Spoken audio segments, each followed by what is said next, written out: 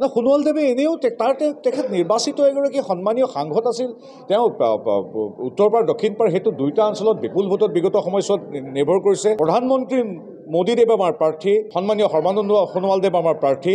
গতিকে দুইখন চৰকাৰ, ডক্টৰ হিমন্ত বিশ্বৰ নেতৃত্বাধীন চৰকাৰে কৰা ইতিবাচক কাম, মোদী চৰকাৰৰ ইতিবাচক কাম, এইবিলাকৰ বাবে জিকিব। আৰু ঘাটোৱাৰ ডাঙৰীয়াই হওক বা কোনোবা চাহ বাগিচাৰ মোৰ পৰম শ্ৰদ্ধা এগৰাকী শ্ৰমিক বনুৱাই হওক, দুয়োগৰাকীৰ আশীৰ্বাদ একেই। সেই আশীৰ্বাদ এক উপৰঞ্চি শক্তি। ঘাটোৱাৰদেৱৰ যিদৰে আশীৰ্বাদে আমাৰ সোণোৱাল ডাঙৰীয়া বা যিকোনো এগৰাকী প্ৰাৰ্থীক যথেষ্ট শক্তিশালী কৰিব, ঠিক সেইদৰে কোনোবা এখন চাহ বাগিচাৰ এগৰাকী বনুৱাৰ আশীৰ্বাদো আমাৰ বাবে ঘাটোৱাৰৰ আশীৰ্বাদৰ দৰে সমপৰ্যায়ৰ। আমি নেতা হ'ল বুলি তেওঁৰ আশীৰ্বাদটো বেলেগ, মোৰ কোনোবা লাইনৰ শ্ৰমিকজনৰ আশীৰ্বাদটো কমেটো নহয়। ঘাটোৱাৰৰ দৰে প্ৰতিগৰাকী শ্ৰমিকৰ আশীৰ্বাদ আমাৰ বাবে একেই শ্ৰদ্ধেয়। আমাৰ ষ্টাৰ কেম্পেইনাৰ সভা কিমান হ'ব, ক'ত কেনেকৈ হ'ব ইত্যাদি, এইবিলাক আচলতে যিদিনাখন আমাৰ প্ৰাৰ্থিত্ব ঘোষণা মানে মনোনয়ন দাখিল কৰা হ'ব, তাৰ পিছত এইবিলাক আমি আলোচনা কৰিম। কিন্তু এইটো কথা যে নৰেন্দ্ৰ মোদীদেৱ যিদৰে সমগ্ৰ ভাৰতৰ আমাৰ প্ৰধান ষ্টাৰ কেম্পেইনাৰ, তেখেতৰ নিশ্চয় এখন দুখন সভা হ'ব ইয়াত। আৰু বাকী অসমত কেন্দ্ৰীয় নেতৃত্ব, ৰাজ্যিক নেতৃত্ব আহিবই। আৰু মূলতঃ ডক্টৰ হিমন্ত বিশ্ব শৰ্মাদেৱে বিগত সময়ছোৱাত আমি যিদৰে দেখিছোঁ, তাৰ পৰা অনুমান কৰিব পাৰি অতি কমেও 100খন সভা তথা ৰোড শ্ব'ত ডক্টৰ হিমন্ত বিশ্ব শৰ্মাদেৱে আশা কৰিব। আৰু এতিয়া আজি পুৱাৰ পৰা যিহেতু মই কনভেনৰ ইলেকশ্যন মেনেজমেণ্ট কমিটিৰ, মোলৈ ইতিমধ্যে প্ৰাৰ্থীসকলৰ ফোন আহিছে। ৰাষ্ট্ৰীয় নেতৃত্ব বা সন্মানীয় প্ৰধানমন্ত্ৰী তেখেতসকলকতো বিচাৰিছেই। আটাইতকৈ এতিয়া আমাৰ স্থানীয়ভাৱে ডক্টৰ হিমন্ত বিশ্ব শৰ্মাদেৱক প্ৰতিটো লোকসভাত প্ৰায় প্ৰতিটো বিধানসভাতে বিচাৰিছে। গতিকে প্ৰায় 200খনমান সভাত বিচাৰিছে, যিটো হয়তো সম্ভৱ নহ'ব। কিন্তু ডক্টৰ হিমন্ত বিশ্ব শৰ্মাদেৱে ইমানখিনি সময়ৰ ভিতৰত 100খনমান সভা কৰে। গতিকে আমি ভাবোঁ যে তেখেতে প্ৰত্যেকটো সমষ্টিত ৰাইজৰ মুখামুখি হ'ব। এইটোৱে আমাৰ ভাৰতীয় সংস্কৃতি, যে যি দলতে নাথাকক কিয় প্ৰকৃত অসমীয়া সংস্কৃতি, প্ৰকৃত অসমীয়া ভাৰতীয় সংস্কৃতিক যি মন মগজু আত্মাত প্ৰথিত কৰি লয়, তেওঁলোকে এইদৰেই ইতিবাচক চিন্তাৰে আগবাঢ়ে। দলগত আদৰ্শগতভাৱে পৱন সিং ঘাটোৱাৰদেৱ যদিও আমাৰ সুমেৰু কুমেৰুৰ দৰে বেলেগ এটা মেৰুত অৱস্থিত, তথাপি এগৰাকী অতি বৰ্ষীয়ান জনপ্ৰিয় নেতা।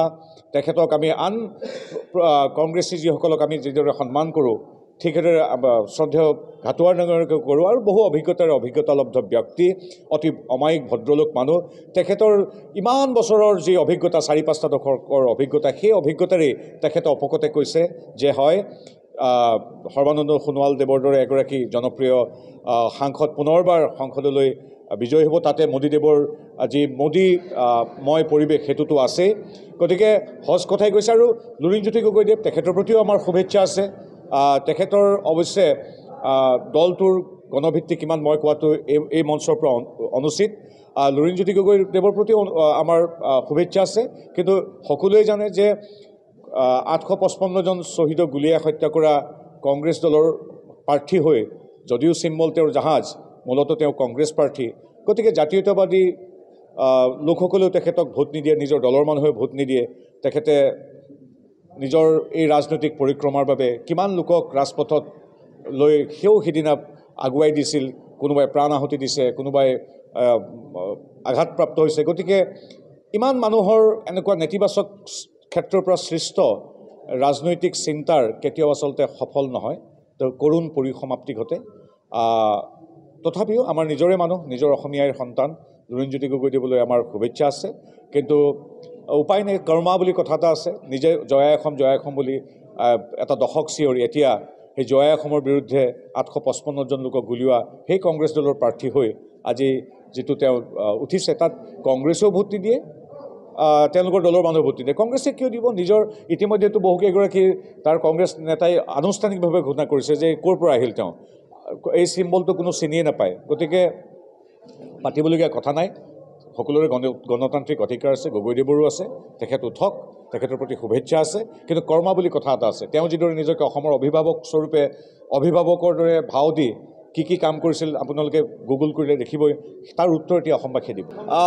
আচলতে এতিয়ালৈকে এই প্ৰক্ৰিয়াটো আৰম্ভ হ'ব যেতিয়া আমাৰ মনোনয়ন দাখিল প্ৰক্ৰিয়া সম্পূৰ্ণ হ'ব, যেতিয়া মনোনয়ন গ্ৰহণ কৰা হ'ব, যেতিয়া নিৰ্বাচনৰ আনুষ্ঠানিক প্ৰচাৰ যেতিয়া আৰম্ভ হ'ব, তেতিয়াহে এই ৰূপৰেখা তৈয়াৰ কৰা হ'ব। আপোনালোকে জানে যে আমাৰ চৰকাৰৰ সৰ্বোচ্চ পদত অধিষ্ঠিত সন্মানীয় পৰমাদৰণীয় প্ৰধানমন্ত্ৰীয়ে হওক বা মুখ্যমন্ত্ৰীয়ে হওক, সকলোৱে নিজকে প্ৰথমে এগৰাকী ভাৰতীয় জনতা পাৰ্টিৰ সমৰ্পিত কাৰ্যকৰ্তাৰূপে ভাবে কাম কৰি যায় আৰু সাধাৰণ সদস্যৰ দৰে প্ৰতিটো দায়িত্ব নিয়াৰিকে পালন কৰিবলৈ অহোপুৰুষাৰ্থ কৰে। নিৰ্বাচন সমাগত মুখ্যমন্ত্ৰী মহোদয়ে বাকী সকলো কাৰ্যকৰ্তা শদিয়াৰ পৰা ধুবুৰীলৈকে অসমৰ ক্ষেত্ৰত দুয়োটা উপত্যকাত যিদৰে কাম কৰি আছে, ঠিক সেইদৰে দলীয় কাৰ্যালয়ত প্ৰতিগৰাকী কাৰ্যকৰ্তাৰ সৈতে পূৰ্বৰ দৰেই এইবাৰো সন্মানীয় মুখ্যমন্ত্ৰী মহোদয় ব্যস্ত আৰু প্ৰতিটো বিভাগৰ সৈতে আলোচনাত মিলিত হৈছে। আৰু আজি ইলেকশ্যন মেনেজমেণ্ট কমিটি অৰ্থাৎ আমাৰ নিৰ্বাচন ব্যৱস্থাপনা সমিতি ৰাজ্যিক সমিতিৰ প্ৰায় 36টা আমাৰ বিভাগৰ উপসমিতিসমূহ আমি একত্ৰিত হ'লোঁ।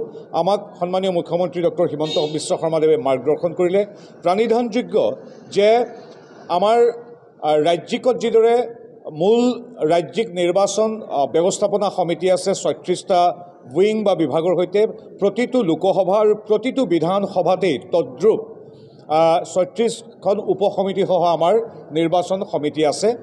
আজি আমি ইয়াত কেন্দ্ৰীয়ভাৱে মূল সভাখন কৰিলোঁ মুখ্যমন্ত্ৰীৰ দেৱৰ উপদেশেৰে, আৰু আমি পৰৱৰ্তী সময়ত এই সমিতিখনৰ ৰাজ্যিক আহ্বায়ক হিচাপে আমি সভাপতি মহোদয় আৰু আমাৰ অন্যান্য আহ্বায়ক দীপ্লৰঞ্জন শৰ্মা, পুলক গোহাঁই, দিলীপ দাস, আমি অসমখন ভ্ৰমণ কৰি প্ৰতিটো লোকসভাৰ সমিতিসমূহৰ সৈতে আমি সভাত মিলিত হ'ম। আমাৰ ৰণকৌশল কাৰ্যপ্ৰণালীৰ বিষয়ে আলোচনা কৰিম। মূলতঃ সন্মানীয় মুখ্যমন্ত্ৰী মহোদয়ে আমাক দুয়োখন চৰকাৰে, কেন্দ্ৰ আৰু ৰাজ্য চৰকাৰে বিগত সময়ছোৱাত জনহিতাৰ্থে জনসেৱাৰ্থে যিখিনি যুগান্তকাৰী কাম কৰিছে, সেই কামখিনি ইতিবাচক ৰূপে ৰাইজৰ মাজলৈ পুনৰবাৰ আৰু সুন্দৰভাৱে ব্যৱস্থিত ৰূপত লৈ যাবৰ বাবে আমাৰ প্ৰণালীবদ্ধ যোজনা প্ৰস্তুত কৰি দিলে আৰু সেইমতে আমি আগবাঢ়িম। আজি মূলতঃ আমাৰ ইলেকশ্যন মেনেজমেণ্ট জড়িত সভাখন অনুষ্ঠিত হ'ল। নিৰ্বাচন ব্যৱস্থাপনা সমিতিৰ সভা আছিল। কালি এই মুখ্য কাৰ্যালয়তে হোৱা সভাখন আছিল। প্ৰতিগৰাকী সন্মানীয় বিধায়ক আৰু সাংসদ প্ৰাৰ্থী তথা নৱনিযুক্ত প্ৰতিটো সমষ্টিৰ সন্মানীয় প্ৰভাৰীসকলৰ মাজত বৈঠক। তাতো আমি তৃণমূল পৰ্যায়লৈকে কিদৰে আগবাঢ়ি যাম। আৰু আপোনালোকে জানে ইতিমধ্যে মুখ্যমন্ত্ৰী মহোদয়ে ইতিবাচক চিন্তনেৰে এটা নতুন পৰিকল্পনা কৰিছে। এইবাৰ আমি ভোট ভিক্ষা কৰা, ভোটৰ বাবে আগ্ৰহ প্ৰকাশ কৰা, ৰাইজৰ ওচৰলৈ সন্মানৰ শ্ৰদ্ধা সহকাৰে দুয়োখন চৰকাৰৰ ইতিবাচক কথাখিনি কৈ যোৱাৰ লগে লগে আমি একোখন ফৰ্ম লৈ যাম। সেই ফৰ্মখনত আমি সেই অঞ্চলটোৰ বিভিন্ন কথা বতৰা সন্নিৱিষ্ট কৰাৰ লগতে পৰিয়ালগতভাৱে ব্যক্তিগতভাৱে কোনোবাই যদি অৰুণোদয় আঁচনি যাৰ প্ৰাপ্য পোৱা নাই, কোনোবাই যদি আৱাস যোজনাৰ ঘৰৰ পৰা কিবা কাৰণত বঞ্চিত হৈছে, কোনোবা অঞ্চলৰ যদি এটা প্ৰধান পথ নিৰ্মাণ কৰাটো অতি শীঘ্ৰে উচিত, কাৰোবাৰ ঘৰত যদি বিভিন্ন কাৰণৰ বাবে কেনেবাকৈ বিদ্যুৎ সংযোগ হোৱা নাই ইত্যাদি হ্ৰস্বম্যাদী আৰু দীৰ্ঘম্যাদী কিছু পৰিকল্পনাৰে আমি প্ৰত্যেকটো পৰিয়ালৰ ওচৰলৈ, প্ৰত্যেকগৰাকী ব্যক্তিৰ ওচৰলৈ আমি যাবলৈ চেষ্টা কৰিম। এইটো এটা নতুন কাম, ভাৰতত এতিয়ালৈকে মই জনাত হোৱা নাই। নিৰ্বাচনৰ বাকী প্ৰক্ৰিয়াৰ লগতে মানুহৰ জনগণলৈ, গণদেৱতালৈ সহায় সহযোগিতাৰ হাত আগবঢ়োৱা আৰু সমান্তৰালভাৱে তেখেতসকলৰ আশীৰ্বাদ লাভ কৰা, এই দুয়োটা কাম লৈ আমি প্ৰতিগৰাকী ভোটাৰ ৰাইজৰ ওচৰলৈ যাম।